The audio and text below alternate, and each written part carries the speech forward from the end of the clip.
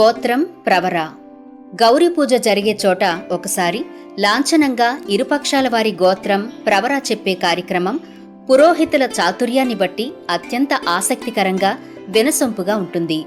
గోత్రం అంటే వంశం, ప్రవర అంటే ఆ వంశం మూలపురుషుల సమాచారం. మీ అమ్మాయిని మా అబ్బాయికిచ్చి వివాహం జరిపించమని వరుడి తండ్రి కన్యాదాతను కోరడమే ఈ వేడుక ముఖ్య ఉద్దేశం. చతుస్సాగర పర్యంతం గోబ్రాహ్మణేభ్యం శుభం భవతు. త్రయార్షేయ ప్రవరాన్విత యజుర్వేదినే తైత్తరీయ శాఖాధ్యాయినే ఆపస్తంభ సూత్రిణే శర్మణో నప్త్రే శర్మణ పౌత్రాయ శర్మణ పుత్రాయ శర్మణే వరాయ భవదీయాం కన్యాం ప్రజాసహత్వ కర్మభ్యో వ్రణీమహే. 3 ఋషులున్న గోత్రం కలవాడు, యజుర్వేదాన్ని అభ్యసించినవాడు, ఆ వేదం ప్రకారం తన ఇంటి కార్యక్రమాలను నడిపించేవాడు, తైత్తరీయ శాఖను ఆపస్తంభ సూత్రాన్ని అభ్యసించి అనుసరించేవాడు, ముని మనుమడు పుత్రుడు అయిన అనే వరుడికి మీ కూతురునిచ్చి వివాహం చేయమని అడగడానికి వచ్చాం అని అడుగుతారు. ఇలా వంశం వివరాలు చెప్పడం వల్ల కన్యాదాత చివరి వరకు ఆలోచించుకునే అవకాశం ఉంది.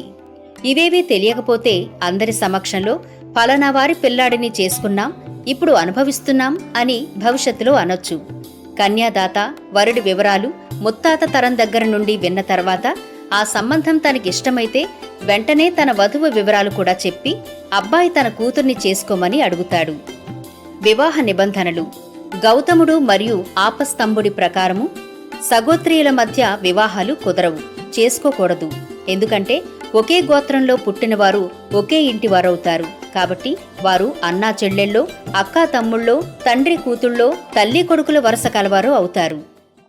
ఈ వీడియో మీకు నచ్చినట్లయితే దయచేసి లైక్ చేయండి, కామెంట్ చేయండి, షేర్ చేయండి. ఇలాంటి మరిన్ని తెలుగు సంప్రదాయ వీడియోలను చూడాలనుకుంటే మా తెలుగు ట్రెడిషన్స్ యూట్యూబ్ ఛానల్ను సబ్స్క్రైబ్ చేసుకోండి. అలాగే మీరు ఏదైనా విషయాన్ని మా నుండి వీడియో రూపంలో చూడాలనుకుంటే దయచేసి కామెంట్ సెక్షన్లో మాకు తెలియజేయండి. ధన్యవాదాలు.